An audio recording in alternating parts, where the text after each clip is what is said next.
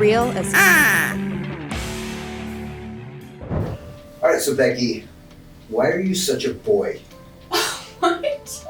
Like, What do you mean? I should probably qualify that. So, Rude. so your anima is men walking around, and we have this female side. So, like for instance, my son, he has a huge anima. Mm-hmm. Archetypes, you have a huge animus. So, I don't want to. That could be taken some. Yeah, you have a huge animus. Okay. Yes, you do. Drop a couple octaves, you're all set. And Becky's off to the gym. No Adam Okay, I need to go we're back. set. So what I see is there's so many. There's a lot of women who have crossed over into male sports, into the male domain, which is great. I think egalitarianism is wonderful. I think feminism is wonderful. However, you are that other person. It's kind of like that. Everybody in high school was trying to act weird so they'd be cool. And Yeah. And then there was that Everyone has to be legitimate different. weird person who looked so normal, and then you had a conversation, and you're like, "Ooh, you've been hiding." That's you. Yeah. So you don't promote yourself as this like go hardcore masculine woman. Mm-hmm. I mean, look at you. You don't look very masculine, but I've been with you in the gym. I've seen you ski. There's just such a. So again, why are you such a boy? Where does that come from? First of all, are you aware of it? Do you realize how masculine you are? I mean, I don't know if I realize like how much, but I do know to an extent. I've always been, I've definitely noticed I didn't realize that it was more of a masculine trait, all of these things growing up, but I knew I was different. Yeah. Okay. In that sense. So let's start there. Yeah. So when did you realize you were different, and then what was it that benchmark you're like, oh, I'm a little different? I mean, you are a lot different. I think I realized it, maybe earlier than high school. I always did kind of just handle things strange compared to my female friends. And I don't know if this is kind of what you're getting at, but 100%. I feel like all of my female friends, most of them were always very sharing, like with their feelings and things that were going on. And I was the opposite. Like they would find things out about me and things that had happened, and they'd be like, "Why didn't you tell me this? Are you okay? This and that." I'm like, "Yeah, I'm fine. Like you just keep moving and figure it out." So things like that, I guess, have always been a little strange, different than most females. I feel like I generally maneuver more based off of, less based off emotional framework making my decisions, which I know is generally a female trait characteristic. Sure. I more base my decisions and route on things I go, just calculated and how is this gonna make sense? Like when people do things to you that normally are in that wheelhouse of, oh, that hurt my feelings, there's no tears. You just get this glint in your eye, and I'm like, oh. They're in trouble. Like assassination about to happen. Tell me Yeah. about that. So you're not a crier, you're not a share feeling, you don't have a lot of demonstrable emotive response. Obviously everybody's emotional, Right. but you do a very good job of putting that on the side so you can get the task accomplished. Did that happen early for you? Was this something you deliberately sculpted, or were you just like popped out of the womb and you're just this weirdo? Yeah, I don't know if I could answer that. I was always that way, from what I remember. I was never, ever a crier. I'll cry when I'm happy. If something really happy emotional happens, I'm like, oh, this is so great, you know? But sad things, anger, it's always like, I've never been someone, who wallowed in my sorrow, I guess. I just kind of like, okay, well, how do we deal with this and move on? Yeah. And I will, maybe it's a, not defense mechanism, but a route for helping people through things. Like I feel like whenever there has been some sort of trauma, somebody passes away, something terrible happens, I naturally have almost never grieved it, I think, at that point. Yeah. And I don't know if it's to help other people grieve it go through their grieving in that moment and just be the person who's there to help people through.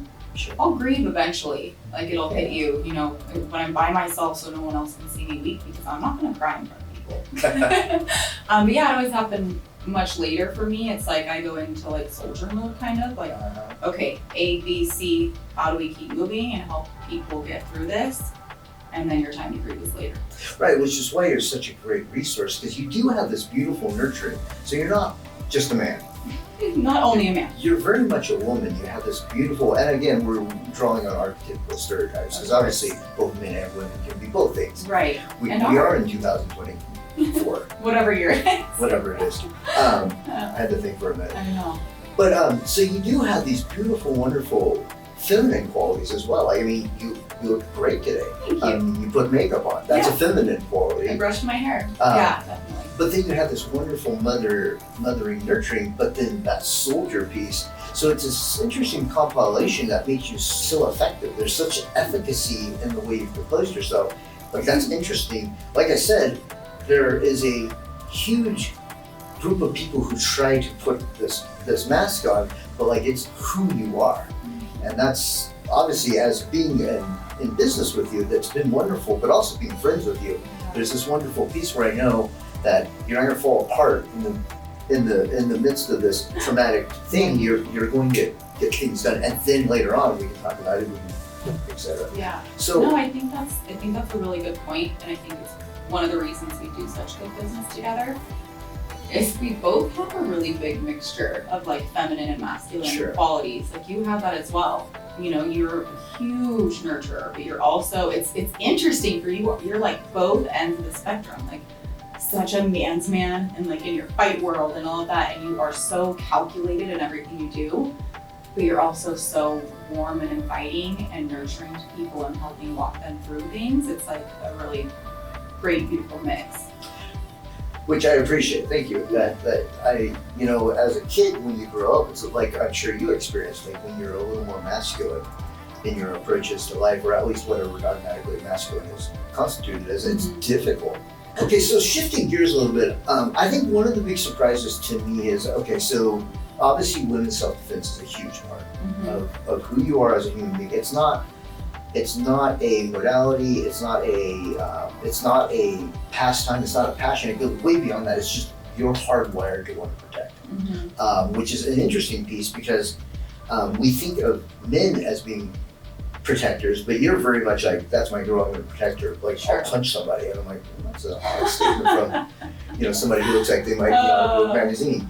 But what I loved is when we got into the self-defense and you started working on it, like it was just surprise after surprise. Like, you would go heavy. I remember that time, like, you bruised yourself all up, and I didn't notice, being the wonderfully sensitive human being I am, and you were just like full joy, let's go, and then I was like, why are you limping? And then we see this big contusion on you, and that's not normal. It's not a normal thing. It's not normal to have that competitive edge in the physical realm, which is not to say there's not women professional athletes. It's just not a normal thing. You're not a professional athlete, but you approach it like you are. And I've literally never seen somebody more tough in the gym. Like, when we got you ready to be a self-defense coach, it was like, am I training a self-defense coach, or am I training a fighter? Because I've definitely had pro fighters who are not near as tough as you. Tell me about that piece. Is this something that you created? Is this something just intrinsic? There are two types of fighters that walk into my gym. There is, which I don't have anymore, but you still train. But when I train, there's two types of fighters, and you spot them right away. There's the fighter who just is a fighter. They're always going to go forward. They're going to lose, but they're going to go forward. And then there's the people who they enjoy the fight world. They can become a good technical fighter, but there's not that fight in them. You're the former, not the latter. Like, I would not want to tangle with you if you had a mission. So tell me about that part. Yeah, I don't know. Again, it just goes back to, I've always been that way. Like, I grew up, like, I always say, like, I'm a tomboy in makeup and hair. I grew up, outside all day, every day, riding horses from the second the sun was up until it was down. I'd ride 13 horses a day. Wow. I couldn't just ride 2 and be like, yeah, that was fun. It was like, you're gonna ride them, you're gonna break them until, like, you're sweating and you can't go anymore with these horses. Like, it's just, you go all in, and it's like this aggressive, just like, it's the best feeling. And like the same thing, with skiing. And my best friend and I growing up, we would just, we were the opposite, I guess, in that sense of most females who, this is very sexist sounding, but a lot of females are like very nice about it and stuff. We would pound on each other. I mean, we'd be within like 500ths of a second in races, and we just keep going and going and going. And it was this great competition. We like thrived off of it, off of one another. Yeah, I just always loved that feeling of just going really hard. And it was something that I had to learn to manifest in other areas. And we talked about this. Like, I was really good. I've always been really good at it physically. I've always loved getting really dirty, really sweaty, going really hard, and then cleaning up and taking a shower, you know? Yeah. And being a girl again. But a couple days later.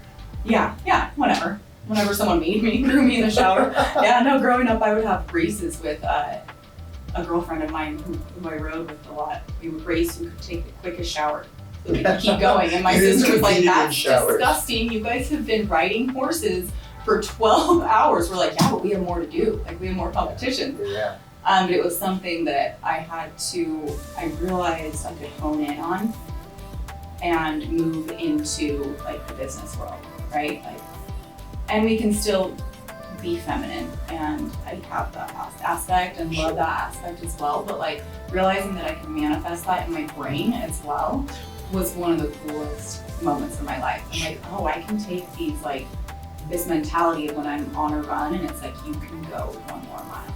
Yeah. You can do this, like, and take that and use it, you know, in an intellectual realm, like with books, with business, like just get through this, just grind through it. It's like an amazing feeling.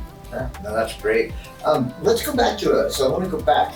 So obviously in the fight world, like I said, I was really surprised by how gung-ho you were. And you showed up. Like one time, did you have strep throat at one point and show up and train? Did I give that to you? We'll just leave that alone. I did have strep throat, yeah. But yeah, I mean, like my fighters, if they get like a little head cold, they're not coming in. So tell me about that. So that toughness, also you're like a pro level skier, which you don't, like, if I was even remotely good at skiing, everybody would know. Expert level, never pro, but yeah. Well, you're not a pro technically, but I've seen you and I've seen the pros, and I'm just smart enough to know, oh hey, if she wanted to go pro, you could go pro. Yeah. Like, let's be honest. So you could be a fighter, you could be a pro skier, but tell me about that piece of like what drives you to, and then you just hide it. Like who says, and I quote you word for word verbatim, I only did a 13 miler today. Like, oh, you went for a run. Only and 13 miles when you're constituting running, but that's your mentality. So tell me about that piece and the humbleness. Because if I had that skill set, like everybody would know about it. I don't know, I think there are several like dimensions to all of that. Like the first is, for me, it's a mental game.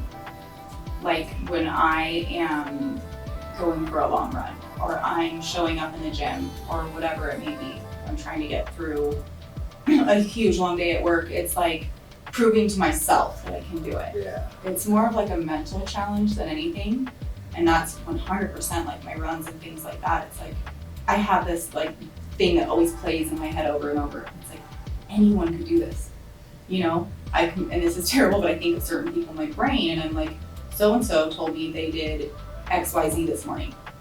That means you should be able to go XYZ times 10. Like, you're not average.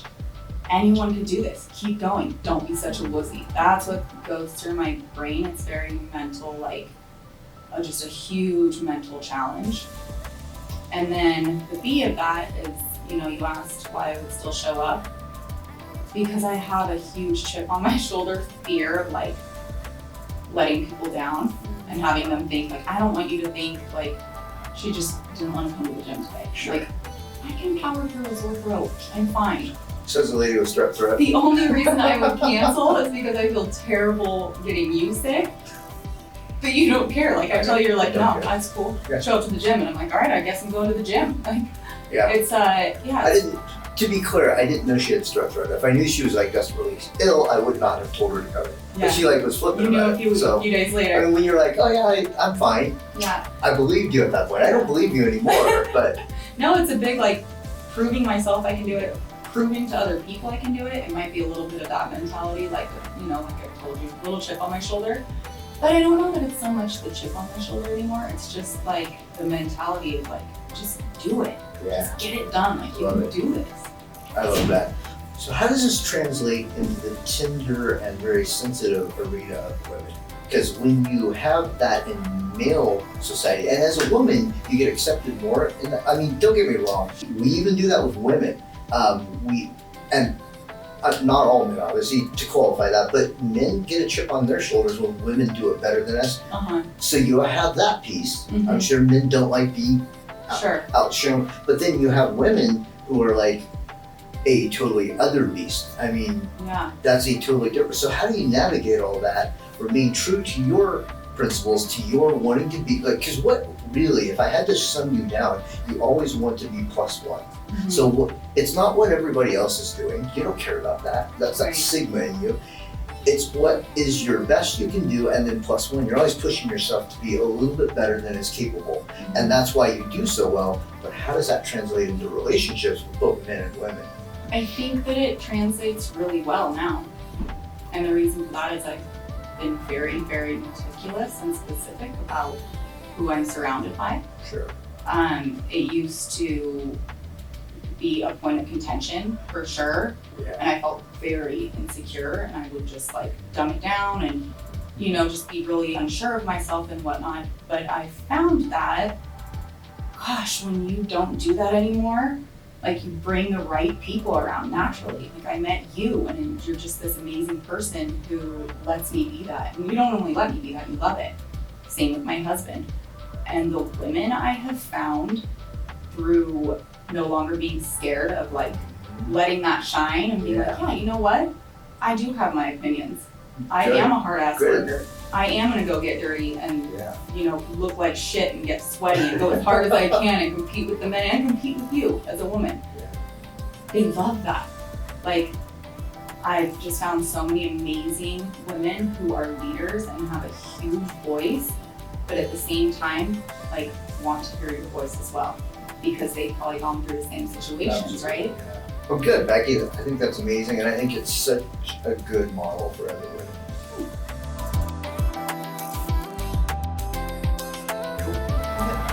Do you like, now that the mics are here, I just want to be like, yeah, so. All right. Real as